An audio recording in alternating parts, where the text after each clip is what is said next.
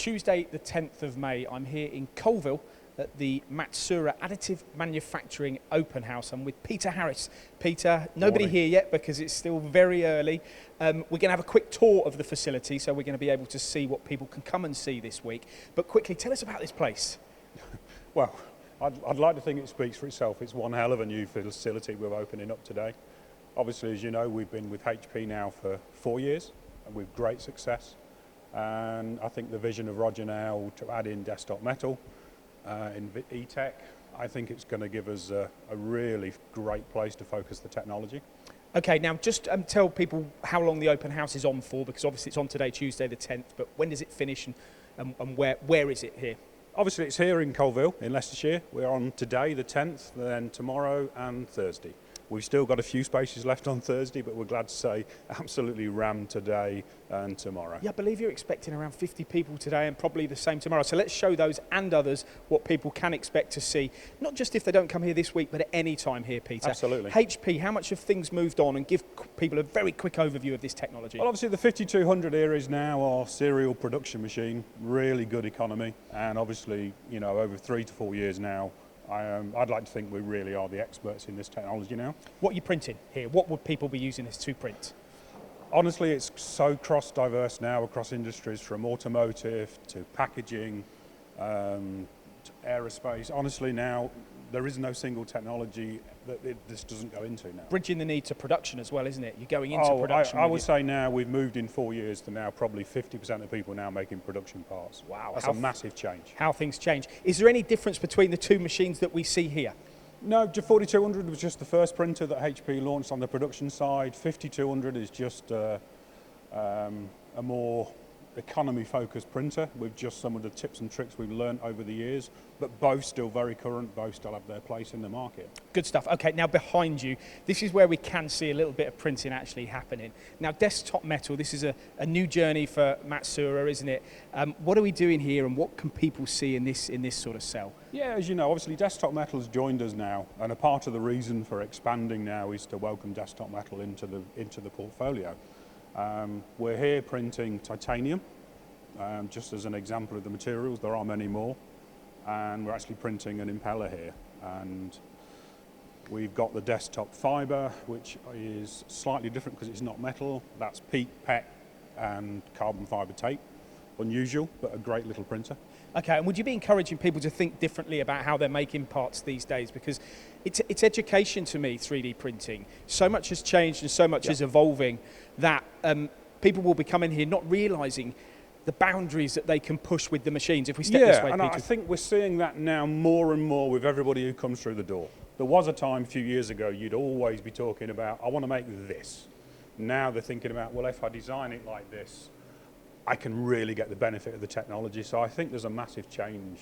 And I think to some extent pandemics brought that as well. So people are now focusing on how they can design parts now to use the technology, and that's a massive change. And I've got to say, your expertise, we've done lots of videos with Peter, and there's lots on our channel about this technology. And of course, if you come here this week, you'll be able to go into great detail about not just the printing processes, but the post processes as well.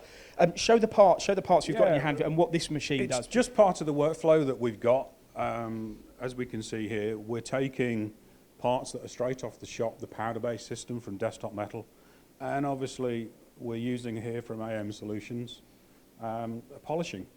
And with the media, within a very short run, we can make the parts look really good. And I think it's the same as we've always seen. Do you want to put the other ones in, because you've got people two others want there. to see post-processing. They want to see how the part's going to finish, really. Yeah, absolutely, because I think people see the part, but actually it doesn't take much to polish parts to get them into a really nice state, and it's just a little bit. So where have these been printed? What have these been printed on? They've been printed here on the shop system that we'll have a quick look at now. Okay, let's have a look at that. So if you thought that you couldn't achieve surface finishes in the whole process, obviously you can here, Peter. Obviously this is not even going into grinding, milling. This is just a short polish. This is just a short polish to really give people a quick idea. Okay. So this is powder-based printing, so we'll be starting this off shortly. Will this door lift up? Can we lift this up at all? You have to break it. All touchscreen controls as well. I mean, this is, something we haven't gone into great detail on our channel. the control systems on these It's machines. a beautiful screen. It does look because nice. you can see they've put the video guidance into the maintenance operations. It's a well thought out, beautiful screen. It's probably the backbone of the system. Obviously, we can only open it at the minute because we've got no powder. So these are your build areas, are they? Yep, so very, very shortly before we open, we'll be filling that side up with powder. We layer out powder very much similar to what we do on the HP, but here we print a binding agent, remove the build box, and then what we do is we bind that part in the curing oven, which we've got behind us. Yeah. And then from that, we take it away from the powder, recycle all that powder, and then we've got the furnace. Okay, now I just want to look at this because I saw this earlier. What's happening there, Peter? Can you explain for the camera? What we're doing is we're mixing the powder ready for today. Powder management is probably the biggest part of a metal powder workflow. So drying the powder, sieving the powder. Now what we're doing is we're blending that powder with some virgin powder so that we've got the powder in an absolute perfect state. So if you want good parts, you've got to put good powder and you've got to manage that powder workflow. So there we're blending what we're going to be using today. Yeah. And then we'll get that into the curing oven tomorrow. So you can see we're not just selling the equipment like what we've done with HP. We want to be users of the equipment. We're making our own parts. We've got our own furnace, our own gas supplies. We want customers to come to us because we want to be the experts yet again in another technology, because I think our customers have expected that from HP. Well, you've really, really flourished. I can't tell you how impressive or how impressed I was when I walked through the doors here this morning. Now, we're not going to spend too much time here on my left or your right, Peter, but again, more machines, more HP machines. Yeah, we've got the post-processing stations for the powder mixing and the unpacking for the HP, because we've got PA12, PA11. People go, why do we have 3? And we've got TPU and PP because we want to offer all those different materials. And then most key to the HP now is the success of dimension. So we've got PowerShot C cleaning, PowerShot S polishing of parts, and we've got chemical smoothing on the PowerFuse S. And then obviously we've got DM60, and what we're going to be seeing through the next 3 days is we're going to be unpacking parts from yesterday's print, printing again today, and we're going to be cleaning, dyeing, polishing those parts, taking them through to a final part again. You've sort of marketed or advertised this place as almost like the only solution centre for additive manufacturing here in the UK. And what I've got to say is that you've really thought in detail about that start to finish, haven't you? Because here, this is really, this is what you can get off some of these machines, and this is a lot of what people want to see and need to see, really, to learn what they can achieve. This is obviously HP here then, is it, Peter? Yeah, HP this side, yes, so very much our core MJF components from, you know, the original fixture we did probably about 3.5 years ago, proving quite how plastic was so strong. You know, and here we are now with production-based components, multiple colours from the die. You can see the smoothness of the parts we get with the vapor fusing. Some of these. When you look at things like this. It's amazing where we've come in the 4 years. Yeah, absolutely fascinating. It really is thinking outside the box. And then, to summarise, to finalise, this is where a lot of people are now looking to metal printing, and this is what people can see here and talk to you about as well, isn't it? Absolutely, yeah. So we've got some great examples from the studio system here, and you can see from copper, titanium, 316 stainless, and then obviously from the shop system, the powder-based, again, you can see there's some really nice detailed parts, and again, you know, even the finishes on with the automotive components, you can see what we get from that same polishing process.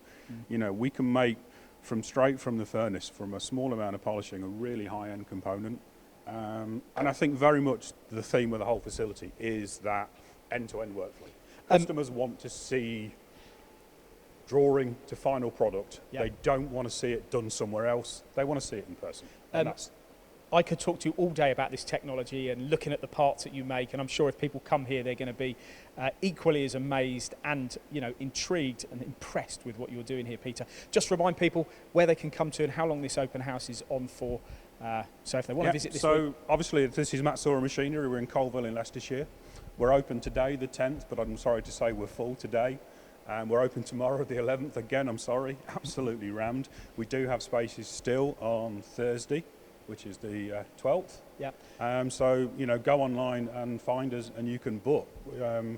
I think this is just a massive statement for where we're going to be moving forward with HP, with Dimension, Desktop Metal and E-Tech. I think this is a big stick in the ground for our intentions. Yeah, very, very impressive. If you can't make it here this week on the days that Peter stated, or the day that they still have availability, then of course you can come here any other day of the year. You just need to contact Peter here at Matsuura. Thank you very much for your time, Peter. Really impressed. Pleasure.